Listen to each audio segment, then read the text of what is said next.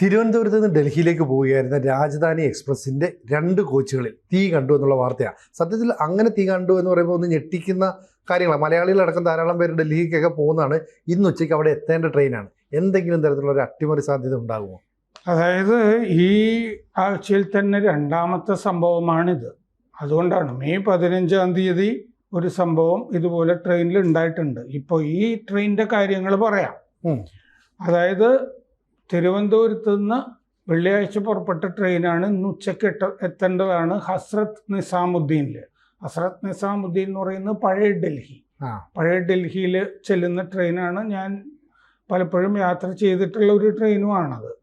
അപ്പോൾ അതിൽ 2 കോച്ചുകൾ, ഒന്ന് ഈ B1 എന്ന് പറഞ്ഞാൽ എൻജിൻ്റെ അടുത്തുള്ള കോച്ചാണ്. പിന്നെ ഈ റാക്ക് ഒക്കെ, ഈ ലഗേജ് ഒക്കെ വെക്കുന്ന അടുത്ത ആ കോച്ച്, രണ്ടെണ്ണത്തിലാണ് തീ കണ്ടത്. അപ്പോൾ 12431 എന്ന് പറയുന്ന ട്രെയിൻ ആണ് ഇത് ഡൽഹിക്ക് പോകുന്നത്. അപ്പോൾ ഇതിൽ ഈ വലിയ ഗംഭീരമായിട്ട് തീ കത്തുന്നത് നമുക്ക് വിഷ്വലിലൊക്കെ കാണാമായിരുന്നു. ഈ 2 കോച്ചും ഇനി ഉപയോഗിക്കാൻ പറ്റില്ല, അതുപോലെ അത് കത്തിപ്പോയി. ഈ തീ പടരുന്നത് കണ്ടതുകൊണ്ട് യാത്രക്കാർ തന്നെ, ഇതൊരു വിജനമായ പ്രദേശത്താണ്. കോട്ട ഡിവിഷൻ, രാജസ്ഥാനിലാണ് കോട്ട റെയിൽവേ ഡിവിഷനിൽ ഒരു വിജനമായ സ്ഥലത്ത് വെച്ചാണ് ഇത് സംഭവിക്കുന്നത്. യാത്രക്കാർ തീ കണ്ട് പുറത്തേക്ക് ഇറങ്ങിയത് കൊണ്ട് ആർക്കും ഒന്നും പറ്റിയിട്ടില്ല. കാഷ്വാലിറ്റി, ആരും മരിക്കുകയൊന്നും ചെയ്തില്ല. ഡൽഹി മുംബൈ റൂട്ടിലെ ഗതാഗതം സ്തംഭിച്ചു.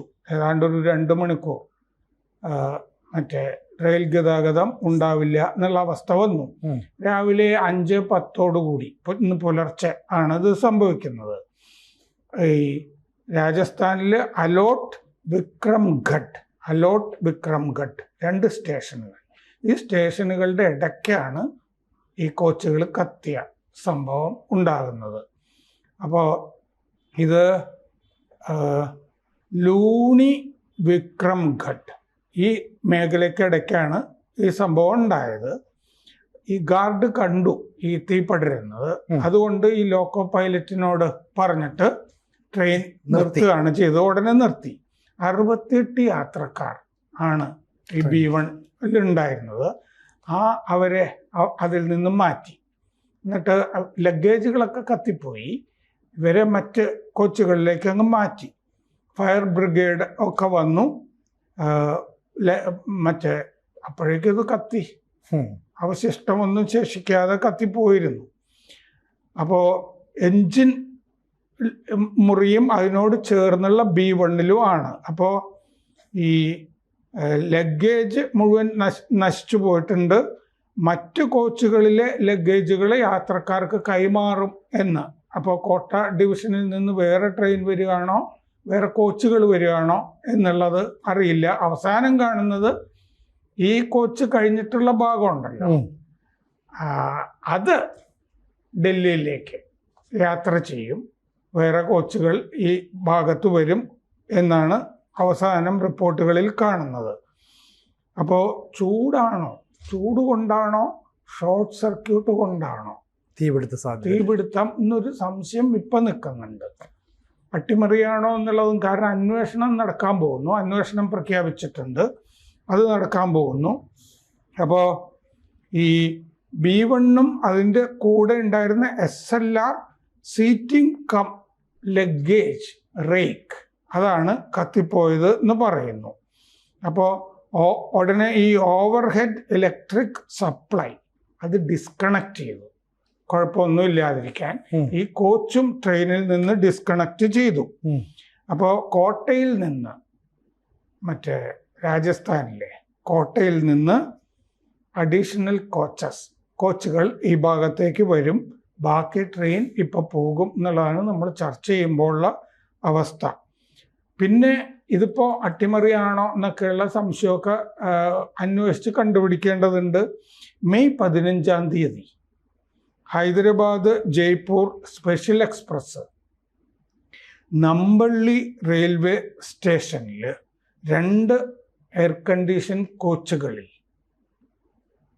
തീ ഇതുപോലെ കണ്ടിരുന്നു. അതെന്തുകൊണ്ട് തീ ഉണ്ടായി എന്നുള്ളത് ഇനിയും അന്വേഷിച്ച് കണ്ടുപിടിച്ചിട്ടില്ല.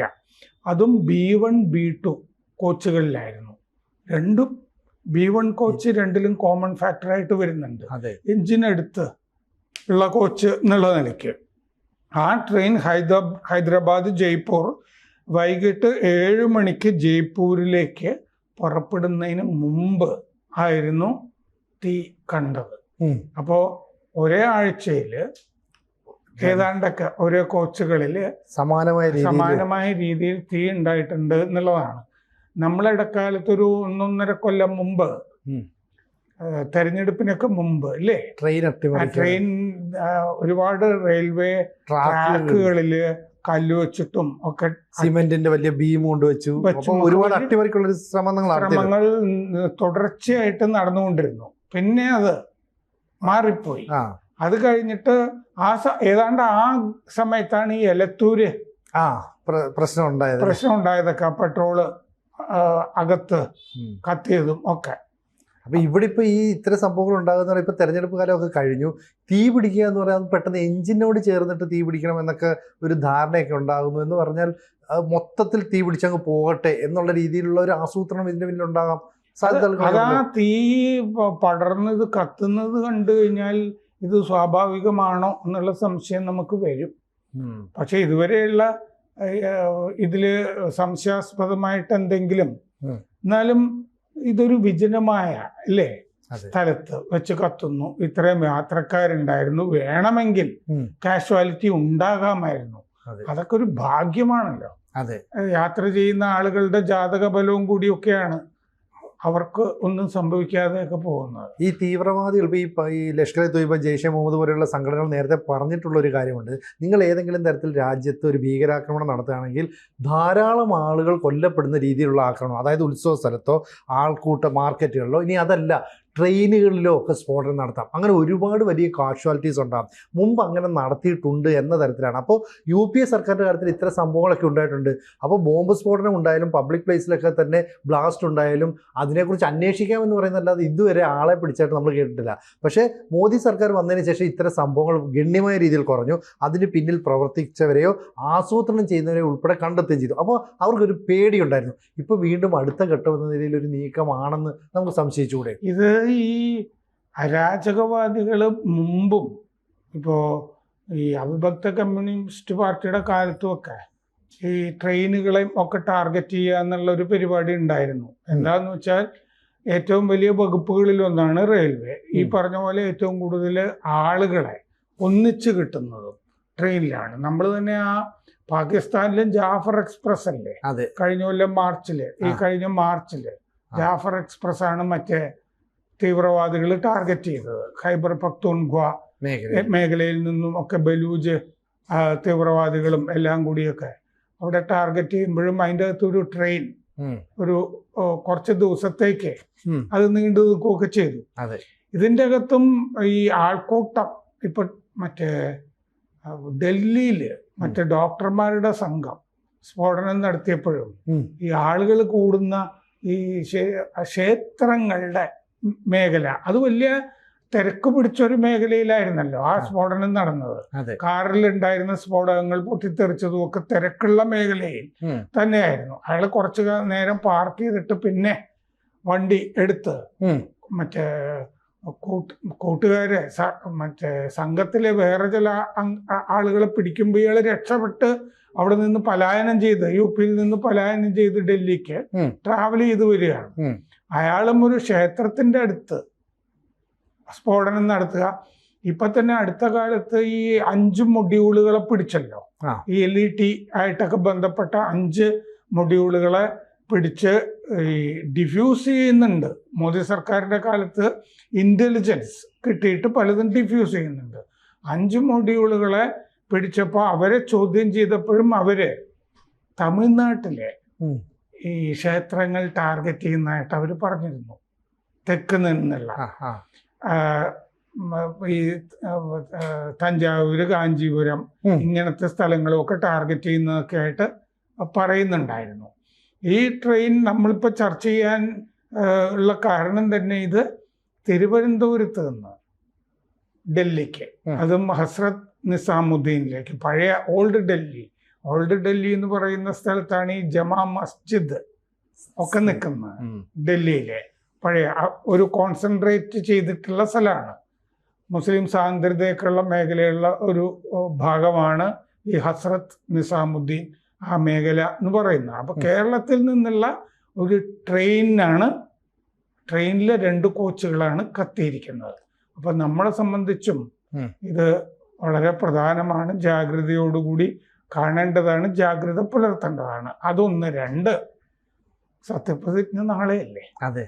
അപ്പം അതിനും മുമ്പ് ആണ് ഇത് സംഭവിക്കുന്നത്. ഇതൊക്കെ കൊണ്ട് നമ്മൾ രാഷ്ട്രീയം സാധാരണഗതിയിൽ കൈകാര്യം ചെയ്യുന്നത് കൊണ്ട് ഇതെന്തുകൊണ്ട് എന്നുള്ളൊരു ചോദ്യം, അതിൻ്റെ ഉത്തരം കിട്ടേണ്ടത് അത്യാവശ്യമാണ്. അപ്പോൾ സതീശന്റെ സത്യപ്രതിജ്ഞയ്ക്ക് മുമ്പിൽ ഒരു വലിയ ദുരന്തം ഉണ്ടായി, ഒരു പ്രശ്നം ഉണ്ടായി എന്നുള്ള രീതിയിൽ ഒരു സാധനം സൃഷ്ടിക്കാനും ചിലർ ശ്രമിച്ചു എന്ന് പറഞ്ഞാൽ തെറ്റു പറയാൻ പറ്റില്ല. അതെ, ഇതിന് പല മാനങ്ങളുണ്ട്. ഒരു ട്രെയിൻ ആയതുകൊണ്ടും ഇത്രയും പേര് 68 പേരെ ബാധിക്കുമായിരുന്നല്ലോ. അതെ.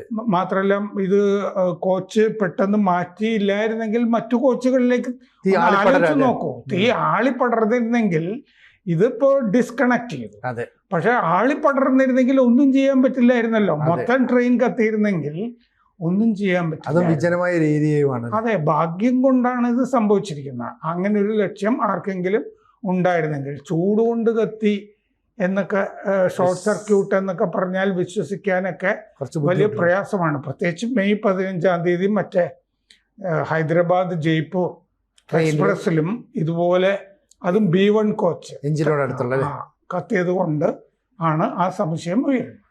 കൂടുതൽ വാർത്തകളും വിശേഷങ്ങളും നിങ്ങളിലേക്ക് എത്താൻ ABC മലയാളം സബ്സ്ക്രൈബ് ചെയ്യുക, ബെൽ ബട്ടണും അമർത്തുക.